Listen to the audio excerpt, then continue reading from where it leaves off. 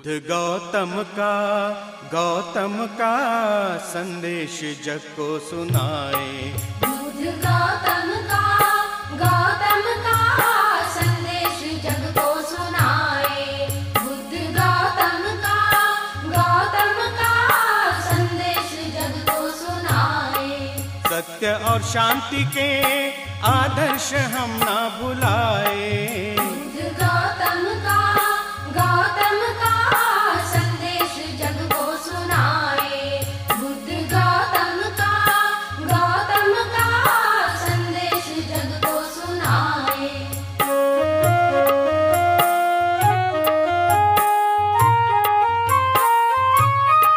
त्रिशरण मंत्र ये मुख से निरंतर उच्चारो।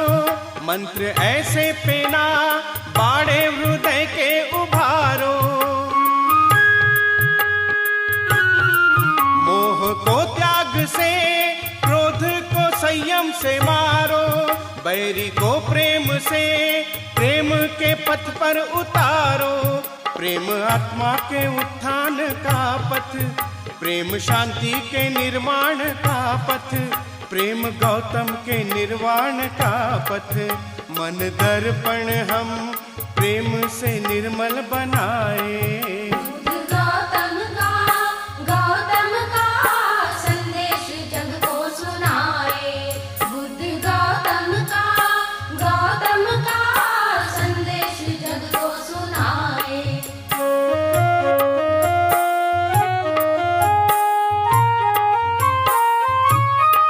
तत्व चिंतन में नश्वर्य ऐश्वर्य त्यज दो। क्रोध ईर्ष्या अहम गौतम के चरणन में रख दो। शील में पंचशील हरदम में धड़कन में भर दो। बुद्ध का तत्व ज्ञान जीवन के कण कण में भर दो। ईसा सूली पे चढ़कर अमर है, प्राण बापू गवा कर अमर है। भीम गौतम को पाकर अमर है। क्यों न उत्तम हम बुद्ध का जीवन बनाए। गौतम का संदेश जग को सुनाए। बुद्ध गौतम का संदेश जग को सुनाए। सत्य और शांति के आदर्श हम ना भुलाए। गौतम का संदेश जग को सुनाए। बुद्ध गौतम का संदेश जग को सुनाए। बुद्ध गौतम का संदेश जग को सुनाए। हे करुणा के सागर गौतम, हे करुणा के सागर गौतम। दुखियों का दुख हार हरो। जिनकी नैया फंसी भंवर में, जिनकी नैया फंसी भंवर में, उनकी नैया पार करो, पार करो। हे करुणा के सागर गौतम।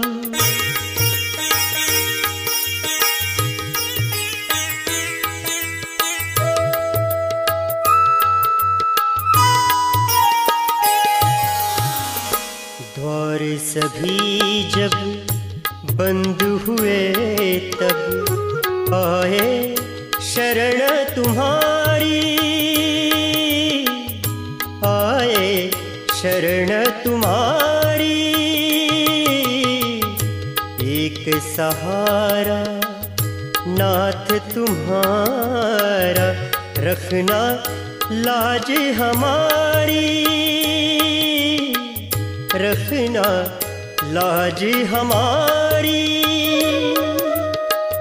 हे मंगलमय, हे ज्योतिर्मय, हे मंगलमय, हे ज्योतिर्मय। बुद्ध हमें स्वीकार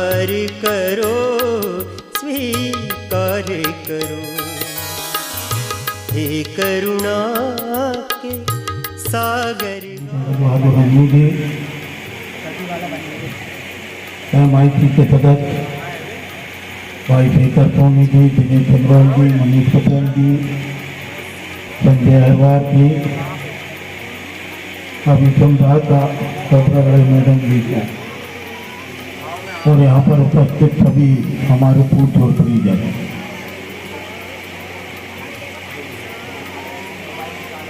बहुत विस्तार से आज के दिन का महत्व कबरागढ़ मैडम जी ने बताया। धर्म परिवर्तन दिवस के अवसर पर आपने एक बहुत बेहतरीन काम किया, बाबा साहब भीमराव अम्बेडकर जी की प्रतिमा का अनावरण। बाबा साहब को महामानव क्यों कहा गया, क्या कारण था? ये सारी चीजें किस दौर में अब शायद बताने की है।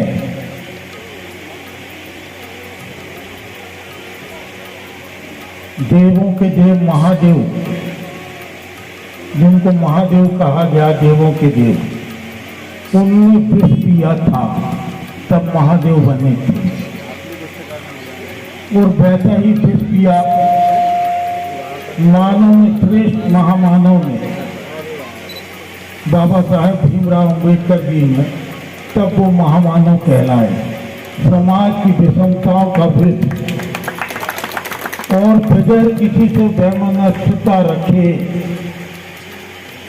अपने आप की श्रेष्ठता को सिद्ध किया। बाबा साहब का जीवन क्या था ये बताने की जरूरत नहीं है। हम कहाँ पैदा हों ये हमारे बस में नहीं है, ये हमारे बस में नहीं है कि हम कहाँ पैदा हों, लेकिन ये हमारे बस में है कि हम जहाँ पैदा हों उस परिवेश को अपने मुताबिक बनाएं। ये हमारे बस में। कितनी विषमता का जीवन रहा बाबा साहब का कि जिस स्कूल में पढ़ते थे वहाँ के घड़े का पानी भी नहीं पी सकते। कितनी विषमता का जीवन था, कितनी विषमता का जीवन था कि 5 साल की उम्र में माता पिता का साया उठ गया। करीब लालन पालन कैसे हुआ ये किसी से छुपा नहीं है। विषमताएं जीवन में क्या हुई, बेहतरीन संविधान बाबा साहब ने हम आप सबको दिया।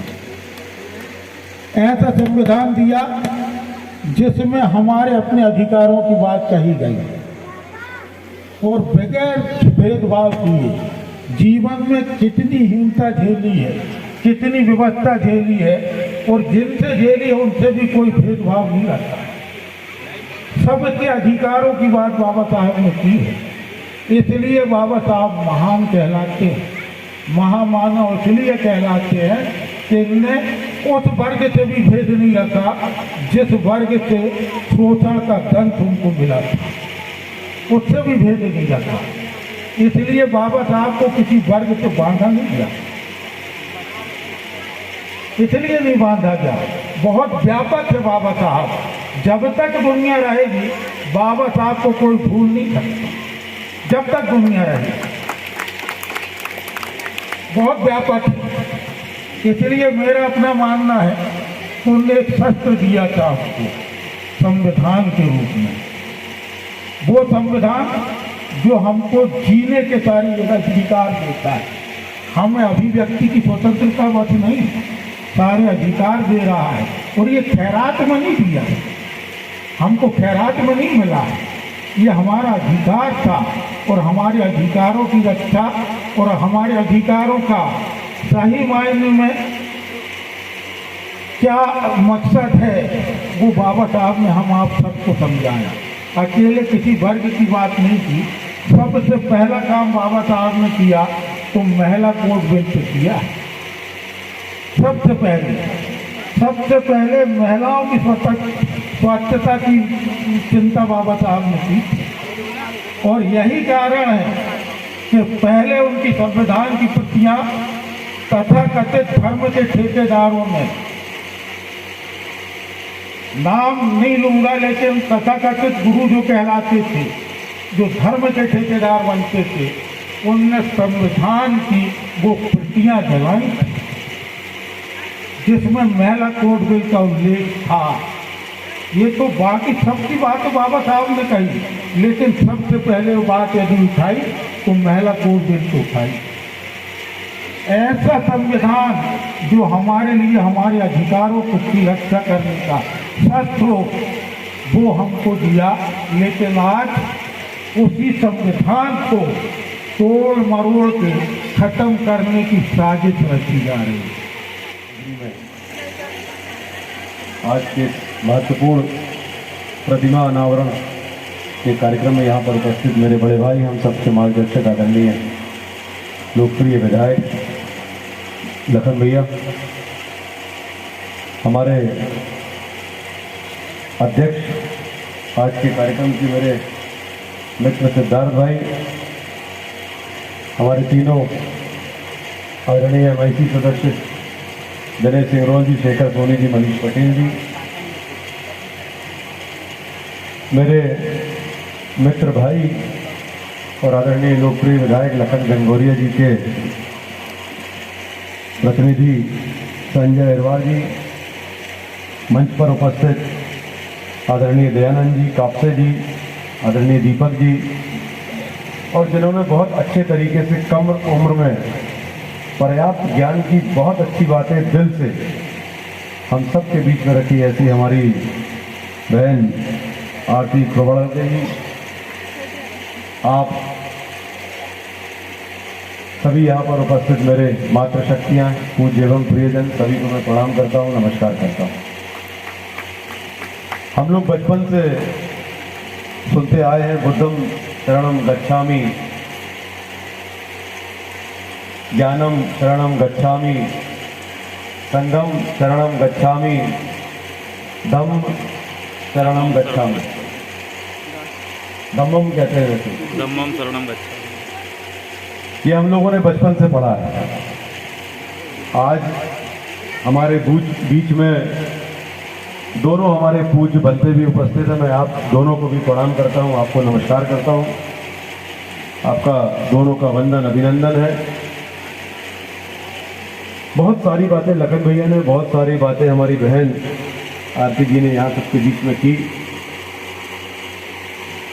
एक बड़ा महत्वपूर्ण दिन है आज का ही दिन। भगवान बुद्ध के धम्म को बाबा साहब अम्बेडकर साहब ने अपनाया था, और देश में ही नहीं पूरी दुनिया में इस धम्म के माध्यम से हम सबका मार्गदर्शन किया था कि हमको जीवन कैसे जीना चाहिए, किस तरीके से हमारा जीवन होना चाहिए। बहन आरती कह रही थी, आप सबसे इस बात को बड़ा गौर से सुनिए, उम्र कम है लेकिन बात वो बहुत बड़ी कर गई आज। ध्यान और शिक्षा दो बहुत महत्वपूर्ण चीज। शिक्षित होने तुझाच गौतमा पडे प्रकाश अंतरी, तुझेच धम्म चक्र हे फिरे जगावरी। तुझाच गौतमा पडे प्रकाश अंतरी, तुझेच धम्म चक्र हे फिरे जगावरी। बुद्धं शरणं गच्छामि,